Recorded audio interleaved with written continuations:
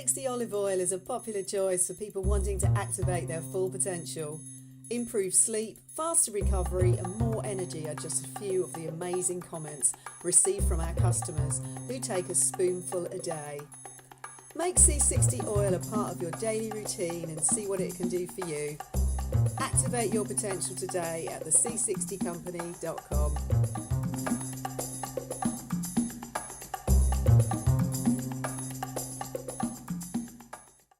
There was a story which really encapsulates what goes on behind the scenes that we're not told about. And the headline is this: Iraqi Prime Minister claims Trump threatened false flag attacks on protesters if he didn't accept oil deal. These are claims by the Iraqi Prime Minister here. But what he's describing is something that is happening all the time. We've seen the propaganda from all sides this week in relation to Iran and America. But what we don't see is where the real deal is. And I'll just go through this story and you'll see what I mean. Iraqi Prime Minister Adil Abdul Mahdi claims that in the build-up to Qasem Soleimani's assassination, President Trump threatened to carry out false flag murders of Iraqi protesters that would then be blamed on Abdul Mahdi unless he agreed to hand over 50% of the country's oil revenue.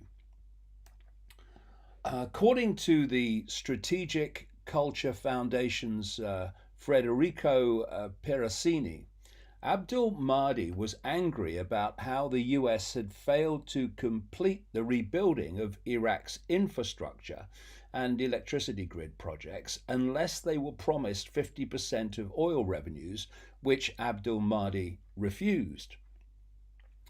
Abdul Mahdi then gave a speech to the Iraqi parliament in which he explained that the main reason behind his resignation was Trump pressuring him not to make a deal with the Chinese and threats that the US would engage in false flag shootings of protesters and security forces. Now, this is a translated portion of Abdul Mahdi's speech. He said, "This is why I visited China and signed an important agreement with them to undertake the construction instead. Upon my return, Trump called me and asked me to reject this agreement. When I refused, he threatened to unleash huge demonstrations against me that would end my premiership. Huge demonstrations against me duly materialized, and Trump called again to threaten that if I did not comply with his demands, then he would have Marine snipers on tall buildings target protesters and security personnel alike in order to pressure me. I refused again and handed in my resignation. To this day, the Americans insist on us rescinding our deal with the Chinese. After this, our Minister of Defense publicly stated that a third party was targeting both protesters and security personnel alike, just as Trump had threatened he would do. I received a new call from Trump threatening to kill both me and the Minister of Defense if we kept on talking about his third party." Shortly after, General Soleimani was assassinated. Abdul Mahdi claims that he was supposed to meet Soleimani that very morning, suggesting that he too may have been a target of the drone strike. I was supposed to meet Soleimani later in the morning. When he was killed, he came to deliver a message from Iran in response to the message we had delivered to the Iranians from the Saudis, Abdul Mahdi said. Now, um, what was threatened there with snipers picking off protesters to be blamed on the Iraqi prime minister is what happened in Ukraine, of course. And you had protesters in Kiev, and someone started firing, and it was blamed on the leader of Ukraine. And from that point, the momentum of opposition to the leader, Yanukovych, reached the point where he fled to Russia. And the coup, which was an American coup on Ukraine, unfolded. So what Abdul Mahdi is describing is something that goes on all the time in the background, where leaders who are acting at odds with the United States and Israel are threatened or forced out by actions taken by the United States administration. And those people supporting Trump in the alternative media need to appreciate that he is no different to all the others. He just tells that constituency, which he needs to get re-elected, what it wants to hear. But in the background, Trump is just like all the others. And if Trump did not need to keep that constituency happy that overwhelmingly voted for him on the basis of his claim that he would not get involved in wars against countries like Iran and would pull the troops out of Syria and Afghanistan and Iraq, if he didn't have that electoral pressure in a presidential election year that could be decimated by him doing what he said he wouldn't do, which was war with countries like Iran. If that electoral pressure wasn't there, there'd be a war with Iran by now. It's only his knowledge of the electoral consequences that are holding back. And if he wins a second term, who knows? When he doesn't have to win a third term because he can't have one. So that is a story. It was written by Paul Joseph Watson on the Alex Jones site, and which is, you know, fair to them because they posted it, and it shows a different angle on Trump than the one that Infowars has basically been promoting as supporters of Trump. So you know, fair dues to that. But it is a story that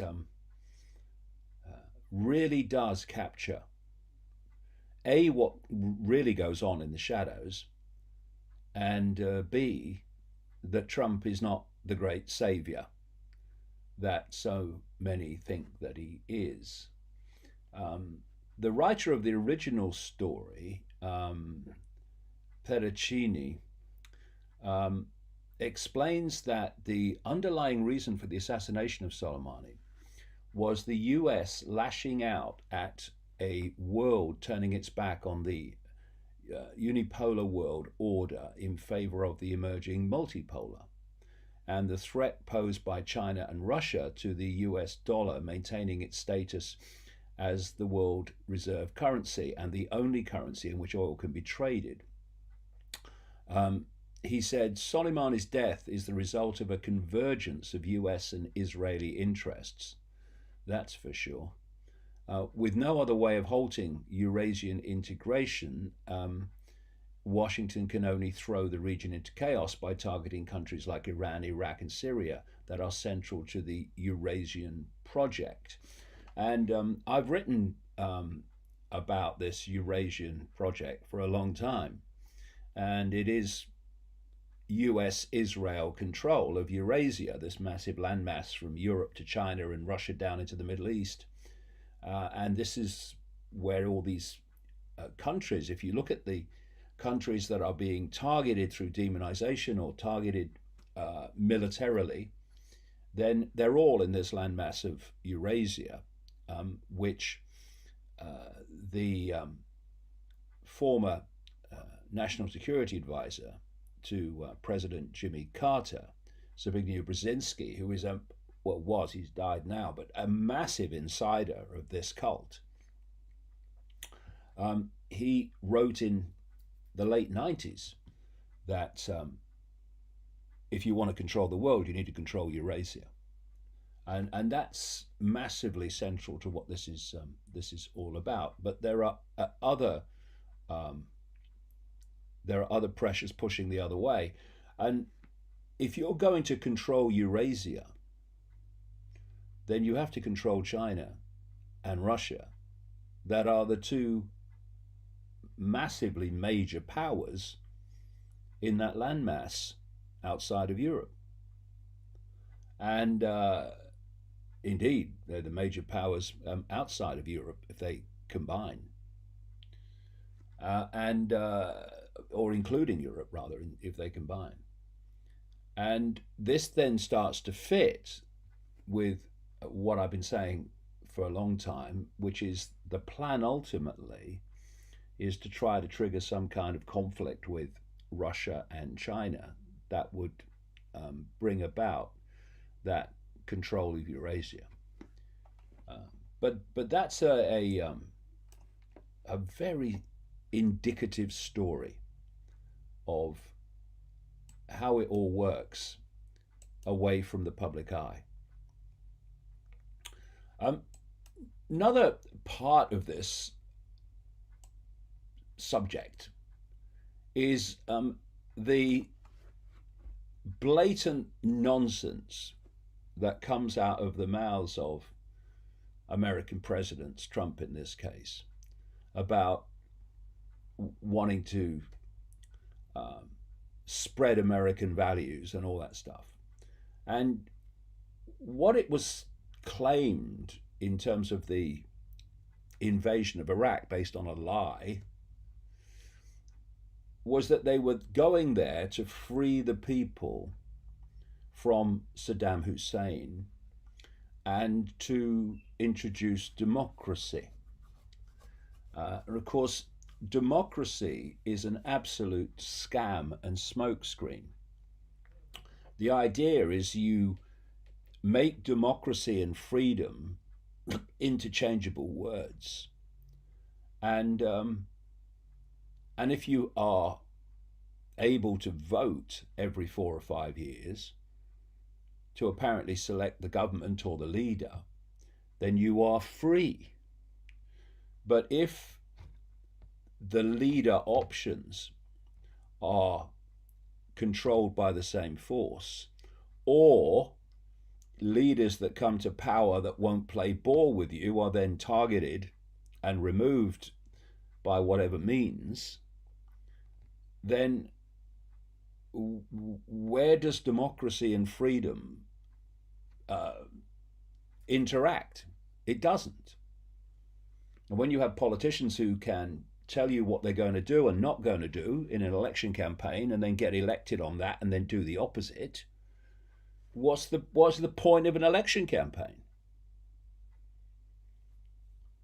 When just what happens is the people are lied to get the votes, and then once the votes are secured, then it's business as usual. And the idea that America and Britain invaded Iraq to bring democracy stroke freedom is utter nonsense. And we have a story here that kind of confirms that. US empire's passion for Iraqi democracy magically disappears. Following a vote by the Iraqi parliament to remove foreign troops from the nation, the US President Donald Trump threatened to destroy Iraq's economy in retaliation and to refuse to leave unless an expensive military base worth billions of dollars was paid for. And of course, the military base worth billions of dollars was built by the American government and military for American interest purposes.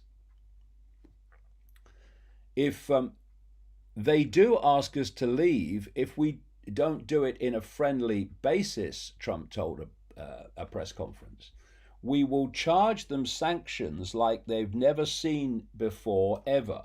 I mean, this is narcissist, barely one-dimensional Trump.